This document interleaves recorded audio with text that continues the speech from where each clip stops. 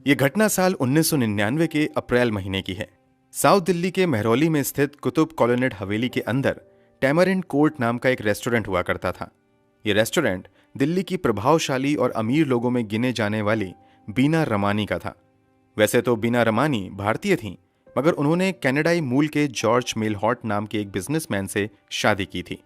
इस कारण बीना के पास कनाडा की नागरिकता थी, मगर आजकल ये पति पत्नी दिल्ली में ही रह रहे थे और मिलकर ये रेस्टोरेंट चला रहे थे। ये रेस्टोरेंट अपने महंगी पार्टियों के लिए जाना जाता था। हर थर्सडे को इस रेस्टोरेंट में बड़ी आलीशान पार्टी होती थी, जिसमें सिर्फ और सिर्फ अमीर लोगों को एंट्री दी जाती थी। हमेशा की तरह 29 और 30 अप्रैल की दरमियानी रात भी इस रेस्टोरेंट में एक बड़ी पार्टी आयोजित करने का फैसला किया जाता है। ये पार्टी बीना रमानी के पति जॉर्ज मेलहॉट के लिए थी। दरअसल जॉर्ज भारत छोड़कर अब कनाडा जा रहे थे, इसलिए इस फेयरवेल पार्टी का इंतजाम किया गया था। क्योंकि ये एक फेयरवेल पार्टी थी और वो भी रेस्टोरेंट्स के मालिक की, इसलिए इस पार्टी को बेहद ही खास बनाने का फैसला किया जाता है। पार्टी को खास बनाने के लिए आम बारटेंडर्स की बजाय महंगी और खूबसूरत मॉडल्स को बारटेंडर के तौर पर रखने का फैसला किया जाता है। बीना रमानी और जॉर्ज मेलहॉट की एक बेटी भी थी जिसका नाम मालिनी रमानी था। मालिनी रमानी भी उन दिनों मॉडलिंग में अपना करियर बनाने की कोशिश कर रही थी। इसके अलावा वो एक फैशन डिजाइनर भी थी, इस कारण मॉडल से उसकी जान पहचान भी थी। जब पार्टी में मॉडल को बारटेंडर्स के तौर पर रखने का फैसला होता है, तो मालिनी अपनी पहचान का इस्तेमाल करते हुए अपने कुछ मॉडल दोस्तों से कांटेक्ट करते हुए पार्टी में टेंडर्स के तौर पर काम करने का ऑफर देती हैं। बदले में उन्हें मोटी रकम की पेशकश की जाती है। मालिनी ने जिनसे कांटेक्ट किया था, उसमें एक मॉडल का नाम जेसिका लाल था। जेसिका का जन्म 5 जनवरी 1965 को हुआ था। पढ़ाई खत्म करने के बाद बला की खूबसूरत जेसिका लाल पिछले काफी समय से बतौर मॉडल काम कर रही थीं। इन्होंने भले ही बहुत ज्यादा कामयाबी नहीं पाई थी, पर फिर भी इनका करियर ठीक ठाक चल रहा था। जब मालिनी जेसिका को पार्टी में बारटेंडिंग का ऑफर देती हैं, तो जेसिका इस ऑफर के लिए हाँ कर देती है। सब कुछ तय होने के बाद फाइनली पार्टी वाली रात यानी 29 अप्रैल 1999 को वो पार्टी में आ जाती हैं। इस पार्टी में दिल्ली के कई नामी गिरामी बिजनेसमैन के अलावा कई नामचीन हस्तियां भाग ले रही थीं। खाने पीने की चीजों के साथ साथ बड़े पैमाने पर पार्टी में शामिल लोग शराब का भी मजा ले रहे थे। तय प्रोग्राम के तहत पार्टी 11 बजे रात में खत्म हो जानी थी, मगर पार्टी देर रात तक चलती ही रहती है। अभी रात के लगभग 12:30 बज रहे थे, तभी पार्टी में 4 लड़के एक साथ आते हैं। ये लड़के थे सिद्धार्थ वशिष्ठ उर्फ मन्नू शर्मा, विकास यादव, अमरदीप गिल और आलोक खन्ना। सिद्धार्थ वशिष्ठ उर्फ मन्नू शर्मा हरियाणा के बड़े नेताओं में गिने जाने वाले विनोद शर्मा का बेटा था। विनोद शर्मा 1987 से 1985 तक पंजाब में एमएलए थे। वहीं 1992 से 1998 तक ये राज्यसभा एमपी रह चुके थे। इसके अलावा 2005 से 2014 तक ये लगातार हरियाणा में एमएलए भी चुने गए थे। मतलब मनु शर्मा एक बहुत ही बड़े पॉलिटिशियन का बेटा था। मनु शर्मा के साथ मौजूद विकास यादव भी कोई मामूली आदमी नहीं था, बल्कि वो यूपी के बाहुबली नेता में गिने जाने वाले डीपी यादव का बेटा था। डीपी यादव की बात करें तो ये 1989 से 1996 तक यूपी में विधायक थे। फिर 1996 से 1998 तक लोकसभा एमपी थे। 1998 में समाजवादी पार्टी की ओर से उन्हें राज्यसभा सांसद बनाकर भेजा गया। ये 2007 से 2012 तक विधायक भी रह चुके हैं। इन दोनों के अलावा इनके साथ मौजूद आलोक खन्ना तथा Amardeep Gill Coca Cola company का बड़ा अधिकारी था। ये चारों दोस्त मिलकर दिल्ली के डिफेंस कॉलोनी में एक बड़े से बंगले में पार्टी कर रहे थे। तभी मनु शर्मा को याद आता है कि हर थर्सडे को टैमरिंड कोर्ट रेस्टोरेंट में बड़ी पार्टी आयोजित की जाती है, जिसमें शहर के बड़े बड़े लोग शामिल होते हैं। बस इसी के बाद मनु शर्मा अपनी कार निकालता है और चारों दोस्तों के साथ पार्टी में चला जाता है। पार्टी में आते ही मनु शर्मा और उसके दोस्त काफी देर तक नाचते रहते हैं और कुछ खाते पीते हैं। फिर थोड़ी देर बाद वो शराब के काउंटर पर पहुंचते हैं और वहां खड़ी जेसिका लाल से शराब देने के लिए कहते हैं। इस पर जेसिका कहती हैं कि शराब खत्म हो चुकी है। इस पर मनु शर्मा अपनी जेब से 1000 रुपए का नोट निकालता है और जेसिका लाल की ओर बढ़ाते हुए फिर से शराब देने के लिए कहता है। जेसिका लाल शराब खत्म का हवाला देते हुए एक बार फिर से शराब देने से इनकार करती हैं। इसे मनु शर्मा खुद की इंसल्ट मानता है और अपनी पिस्टल निकालकर हवा में 2 फायर करते हुए फिर से शराब देने के लिए कहता है। एक बार फिर से जेसिका लाल कहती हैं कि शराब खत्म हो गई है। इस पर मनु शर्मा अपना पिस्टल निकालकर हवा में फायर करने की बजाय सीधे जेसिका पर तान देता है और अगले ही पल गोली चला देता है। गोली सीधे जेसिका लाल की बाईं आंख को चीरते हुए खोपड़ी में जा लगती है। गोली लगते ही जेसिका वहीं पर धड़ाम से गिर जाती हैं। मगर पार्टी में मौजूद लोग उस वक्त तक शराब के नशे में और पार्टी की धुन में इतने ज्यादा खो चुके थे कि उन्हें पता भी नहीं चलता है कि इस पार्टी में किसी की हत्या हो गई है। अगले कई मिनट तक पार्टी यूं ही चलती रहती है।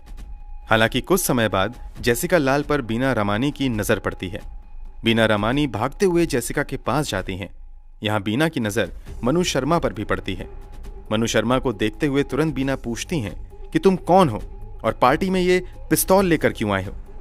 बीना की इन बातों को सुनकर मनु शर्मा हड़बड़ाहट में कहता है कि गोली मैंने नहीं चलाई है, और फिर वो तेजी से बाहर की तरफ भागने लगता है। रेस्टोरेंट में मौजूद सिक्योरिटी गार्ड मनु शर्मा को रोकने की कोशिश भी करते हैं, मगर सभी को छकाते हुए मनु शर्मा अपनी बाकी के तीनों दोस्तों के साथ वहां से भाग निकलने में कामयाब हो जाता है। मनु के भाग जाने के बाद तुरंत जेसिका लाल को अपोलो हॉस्पिटल ले जाया जाता है, मगर हॉस्पिटल लाते ही उसे मृत घोषित कर दिया जाता है। इधर मनु शर्मा पार्टी से भागने के बाद किसी अनजान जगह पर अपनी पिस्तौल मिट्टी के नीचे छिपा देता है और फिर ये भी भागते हुए विकास यादव के गाजियाबाद वाले बंगले में पहुंच जाते हैं और रात भर यहीं ठहरता है। यहीं रुकते हुए ही मनु शर्मा अपने एक और दोस्त मनु झिंगन से कांटेक्ट करता है और उसे उस जगह के बारे में बताता है जहां उसने पिस्तौल छुपाई थी, और फिर वो मनु झिंगन से पिस्तौल को नष्ट करने के लिए कह देता है। इसके बाद ये सभी दोस्त अंडरग्राउंड हो जाते हैं। अब तक ये मामला पुलिस तक भी पहुंच गया था। पुलिस मामला दर्ज करने के बाद जांच पड़ताल शुरू कर देती है। घटना के समय उस रेस्टोरेंट में लगभग 100 लोग मौजूद थे। उनमें से ज्यादातर लोग पुलिस को बताते हैं कि ये गोली मनु शर्मा ने चलाई थी। कुछ लोगों ने लिखित में गवाही दी कि मनु शर्मा ने ये गोली चलाई है। कुल मिलाकर पुलिस के पास गवाहों की लंबी फौज होने के साथ साथ मनु शर्मा के गुनाह के पुख्ता सबूत भी थे। इसलिए पुलिस दिन रात मनु शर्मा और उसके 3 दोस्तों की तलाश में लगी हुई थी, मगर मनु शर्मा का कहीं भी अता पता नहीं चल रहा था। हालांकि काफी खोजबीन के बाद 2 मई 1999 को दिल्ली पुलिस मनु शर्मा की वो टाटा सफारी कार बरामद करने में कामयाब हो जाती है, जिस कार से ये लोग पार्टी में आए थे और फिर वहां से भागे थे। अब तलाश थी असल गुनहगारों की। मनु शर्मा अब तक फरार था, मगर 4 मई 1999 को पुलिस मनु शर्मा के 2 करीबी दोस्तों अमरदीप सिंह गिल तथा अशोक खन्ना को गिरफ्तार कर लेती है। ये भी पार्टी में शामिल थे। दोस्तों को गिरफ्तार करने के बाद उनसे पूछताछ के आधार पर पुलिस ताबड़तोड़ छापेमारी करके मनु शर्मा को गिरफ्तार करने की कोशिश में लगी रहती है, मगर मनु शर्मा हाथ नहीं आता है। हालांकि पुलिस के दबाव के बाद फाइनली 6 मई 1999 को मनु शर्मा चंडीगढ़ में सरेंडर कर देता है।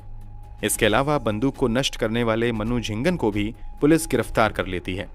4 आरोपियों को गिरफ्तार करने के बाद 8 मई 1999 को दिल्ली पुलिस इस पार्टी को आयोजित करने वाली और रेस्टोरेंट की मालकिन बीना रमानी को उनके पति जॉर्ज तथा बेटी मालिनी के साथ गिरफ्तार कर लेती है।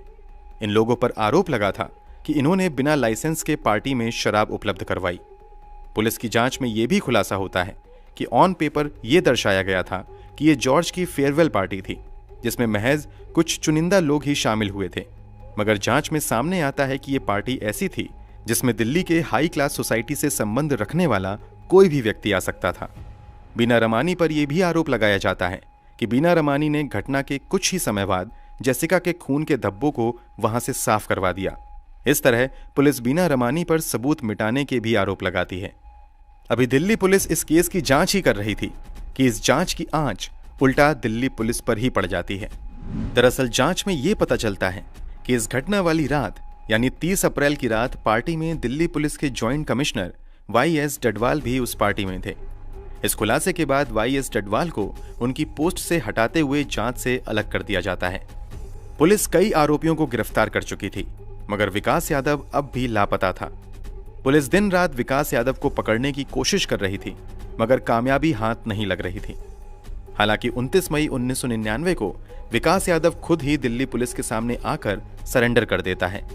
पता चलता है कि विकास यादव ने दिल्ली पुलिस में सरेंडर करने से पहले बजाबते मिजोरम जाकर वहां की एक स्थानीय अदालत से अंतरिम जमानत भी ले ली थी। दिल्ली पुलिस के लिए ये एक बड़ी नाकामी थी।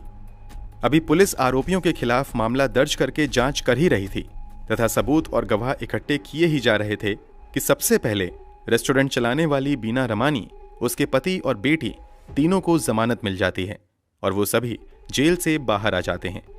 हालांकि इन तीनों के पासपोर्ट जब्त कर लिए जाते हैं। रेस्टोरेंट भी सील कर दिया जाता है। पुलिस लाख कोशिश के बावजूद हत्या में इस्तेमाल किए गए हथियार को बरामद नहीं कर पाती है, मगर सर्कमस्टेंशियल एविडेंस तथा पार्टी में मौजूद लोगों के बयान के आधार पर मजबूत केस बनता है। इस पूरे केस में पुलिस के लिए सबसे अहम गवाह सायन मुंशी नाम का एक शख्स बनता है। मुंशी पुलिस को लिखित बयान में बताता है कि मनु शर्मा ने जेसिका को गोली मारी थी। इन सब लोगों की गवाही तथा पुलिस की छानबीन के बाद मामले की सुनवाई कोर्ट में शुरू होती है और फाइनली पुलिस 3 अगस्त 1999 को इस मामले में 12 लोगों के खिलाफ चार्जशीट फाइल करती है।